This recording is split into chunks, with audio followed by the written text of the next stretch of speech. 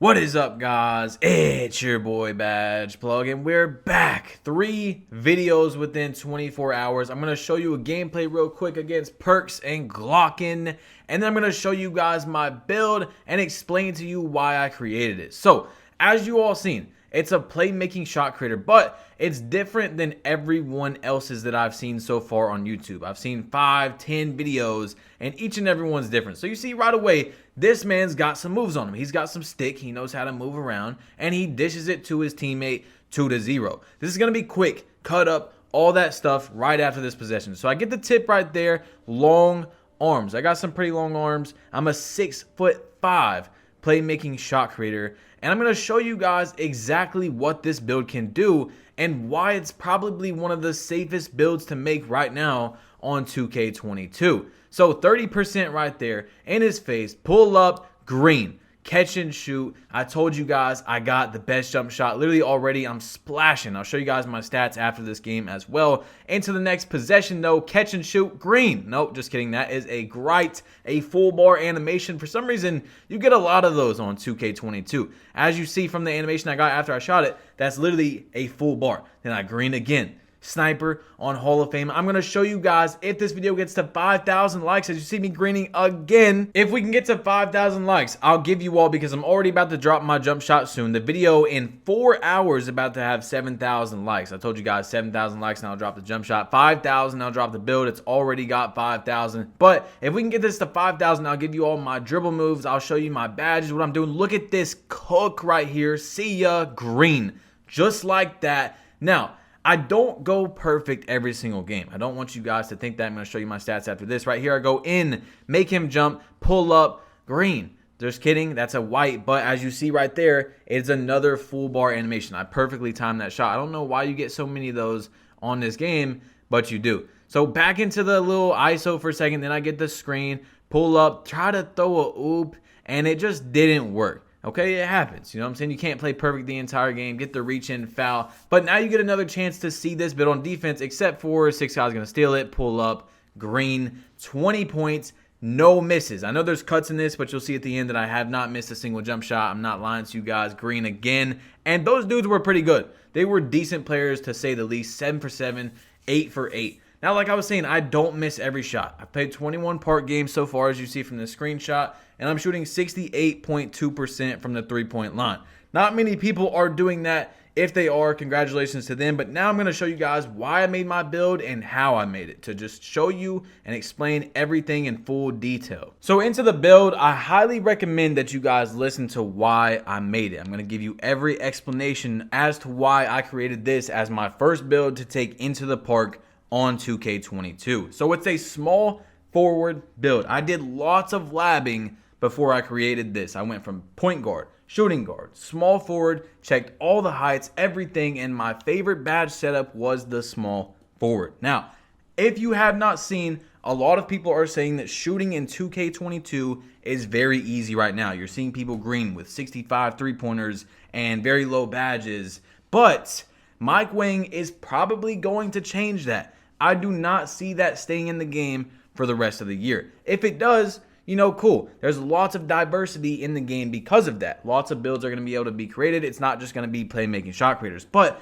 this is an extremely safe build to start with, because you're always going to have this build and it's always going to work for you. You know what I'm saying? If you make a 63-point build, yeah, it's splashing right now, but Mike Wang can drop one patch and you just wasted all that money because that build cannot shoot anymore. So you're going to go with this pie chart right here, green and yellow, just like on 2K21, and it's going to give you Hall of Fame shooting badges and Hall of Fame playmaking. You're going to want the most speed. You're not getting 80 speed. Do not look at that and think that you're going to have 80 speed. I'll explain everything in just a second. All right, so with everything filled out, it still says 80 speed, but we're going to talk about that. 1 finishing, 23 shooting, 26 playmaking, and 6 defensive badges. Now, there are a few things you guys can change up on this build if you want. I like that it has max driving layup and max driving dunk. At 6'5", you're going to be able to drive decently well, even with a playmaking shot creator. So if you wanted, you could take some of these off, add some more onto defense, maybe take off some playmaking, add some more onto defense, whatever you want to do with it to mess around a little bit. But this is what I came up with right here. Now, once you get further into it, body shape does not matter. It has never mattered. The reason why it says 80 speed is because it's going off a 6'7" build. Now, if you go down, the lowest small forward you can make is a 6'5" build, which is what I created, a 6'5" small forward. And you're still not going to have 85 speed. It's going to be even higher than that. So you go down on the weight and you're going to select right here where you get that last acceleration, 88 speed and 87 acceleration. In my opinion, you shouldn't make a build over 91 speed. If you have 92, 93, that's fine if you're making a small guard, but listen to my reasoning. So at 91 speed, you're gonna get +4 once you get Gym Rat, which is in this game you unlock at season level 40.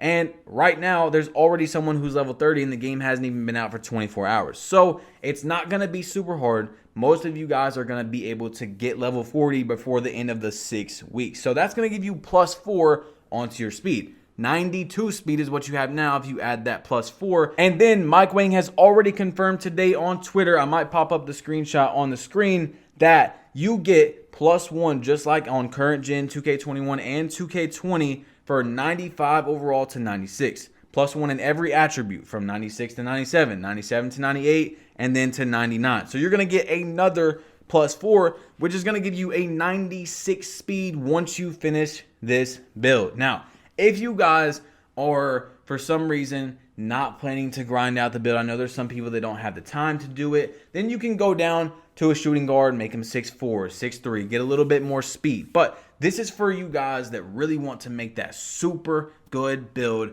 And once it's fully done, it's going to be amazing. Right now, I'm not worried about how my build looks at the moment because I know once I get it to 97 overall, which you guys will see in a second with the wingspan, my build is going to be ridiculous. So I went up to an 86 wingspan, which gives me an 83 ball handling. Now, you have to have an 85 ball handling to unlock the rest of the pro dribble moves this year. But after 75, you get lots of really good moves. So I'm already using really good dribble moves. And to speed boost, you need an 85 ball handling. So you only have to score one time before you get to 97 overall, or a steal or a rebound, and you're going to get that +2 to your ball handle and be able to speed boost. So you're just going to go one possession really without being able to speed boost before you hit 97. Once you hit it, you're never going to have to worry about that again. So 86.0 wingspan because you don't really gain anything from going down. Max wingspan. You're 6'5", 96 speed with maximum wingspan. Look at your defense. 76, 76, 82, 82 steal. Mike Wang has tweeted about how important stealing is in this game. And this build right here is an extremely safe build to start with, especially if you guys don't have a lot of money to spend on a bunch of builds to figure out what's the meta. And Mike Wang can easily change that, you know what I'm saying, where that 65 three-pointer can't really shoot as good. So last year, I was dumb. Shot creating takeover is really good.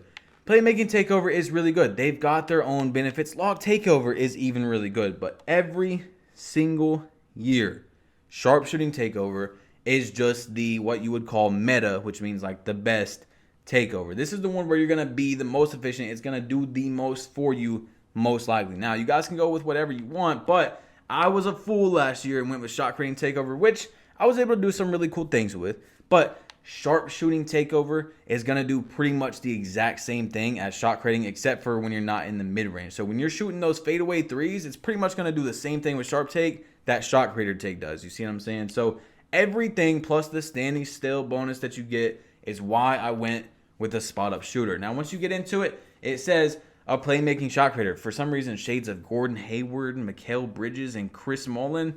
I don't know. Chris Mullin is a demon, though. But I'm not sure what the shades are. You guys know those are all over the place. They're not even consistent. But this is the build right here. Once you get into it, I'm going to show you guys what it looks like. You're going to have, like I told you guys, 2 Hall of Fame badge categories, which is very important. It's much better to have a build that has 2 Hall of Fame badge categories than 1. Now, there's plenty of builds where you can make it that only has 1 and it's still going to be good, but it's always good to have a second category. I would probably just put like Fearless Finisher on it or Giant Slayer if you happen to go up against a center when you're going up to drive for layups and stuff. But for the shooting badges, I honestly don't know what to do yet because I don't have my badges maxed out. I've never had my badges maxed out on this game, but I'll give you guys a hint of something sort of like what I would have. So Hall of Fame Deadeye, Hall of Fame Hot Zone Hunter. And the reason why it's hard to tell you guys exactly what I would have is because there is a lot of new badges. I haven't been able to try out a lot of them. But as you've seen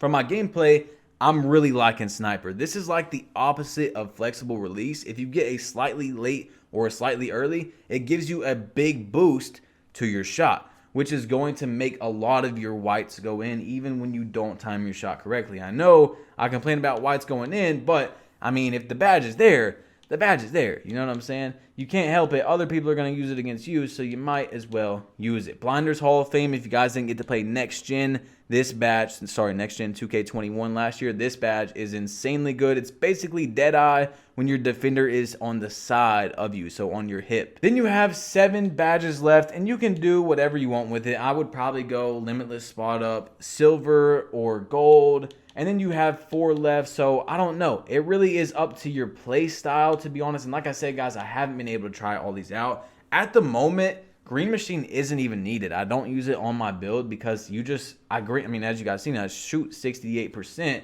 and the game just came out. I barely have had hot spots for most of my games, and I don't even have the badges, but maybe go Bronze, Silver at the moment, and try out probably Catch and Shoot Bronze just so you get that boost when you actually do a Catch and Shoot shot. And maybe Volume Shooter, but this hasn't been tested by 2K Labs. But last year, Volume Shooter on Bronze was actually really, really good and helped you a lot for just 1 badge upgrade. So into the playmaking, this is also another one where I can't fully tell you yet what I would use because I haven't had my badges unlocked and able to try out a lot of these. But quick first step, Hall of Fame. Handles for Days Hall of Fame, that is for sure. You're going to want both of these badges right here. Most likely Quick Chain, which is a new badge that's going to let you quickly chain dribble moves together. Ankle Breaker Hall of Fame, maybe Bailout on Bronze or Silver. It depends. I'm waiting for 2K Labs to test it, but last year, Bailout on Bronze, if you're a guard, was pretty much like having it on Hall of Fame. It was kind of a waste to go any higher, whereas in like 2K20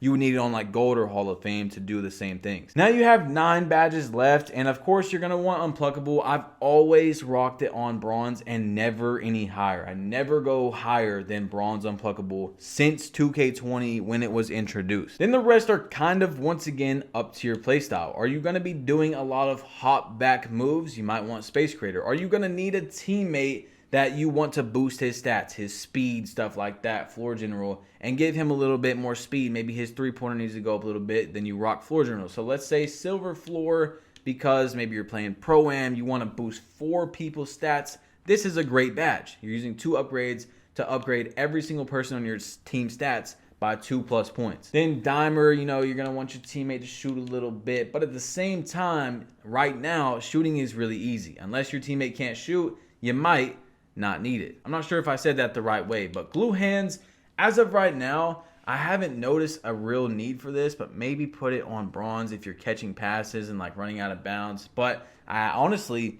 haven't noticed a real need for this badge at the moment. I've only played 21 part games and like 10 rec games so far. So that's definitely due to possibly change. But the next ones, like I said, it's just really up to you. I might go with Stop and Go. I haven't tested it out yet. I called this badge out last year early as being a really good badge for if you don't know how to quick stop and stuff like that. You can just let go of everything, and it's going to give you really good just stopping animations so you don't have to quick stop every time. So that's up to you once again. I know I'm saying that a lot, but these playmaking badges really change depending on your playstyle. So maybe Bronze with that, and then Bullet Passer on Silver, which is a very good badge. It's going to throw your passes a lot faster and move the offense a bit quicker. And, you know, it changes everything, okay? If you guys didn't get to play 2K21 Next Gen, it was, in my opinion, pretty damn overpowered, especially like Hall of Fame Bullet Passer. But into the defensive badges, this is what I do every year. I would go like Silver Intimidator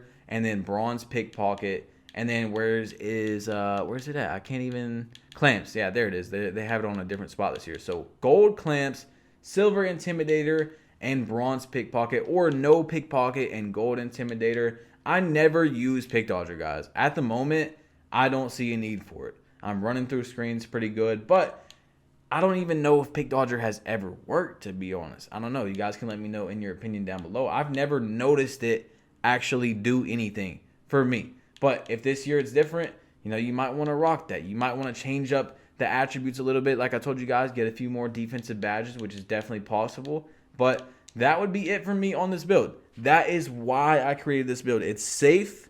It's a good shooting build. It is, even if you have a 73-pointer, you still got to be decent at the game to be shooting like you're seeing on Twitter and social media that these people are doing. Mike Wang can change that at any moment. The game just came out. In my opinion, 2K probably made shooting very easy for day one, week one of 2K. So the game comes out, people are happy, they're splashing, they're giving good reviews for the game. Instead of like 2K20, when it came out, people were mad, saying it was a horrible game because they couldn't shoot. You see what I'm saying? So they just went ahead and got over that and super buffed it so that no one complains. But anyway, guys, hit that subscribe button if you're new. Drop a like if you haven't yet. That's my full explanation of why I created this build. I'm going to be creating plenty more builds, all right? There is going to be more builds in the future. It's not just going to be this one, but I would say this is the week one best build of 2K22. And on top of that, this is going to be one of the best builds throughout the year, no matter what. Every year, a build with Hall of Fame playmaking and Hall of Fame shooting is going to be one of the best builds. It's not going to be the best build every year, but it's definitely going to be probably top 5 every single year. It's always got a spot in the community on the 2s court, 3s court, Pro-Am for a build like this. Anyway, I'm out. Peace.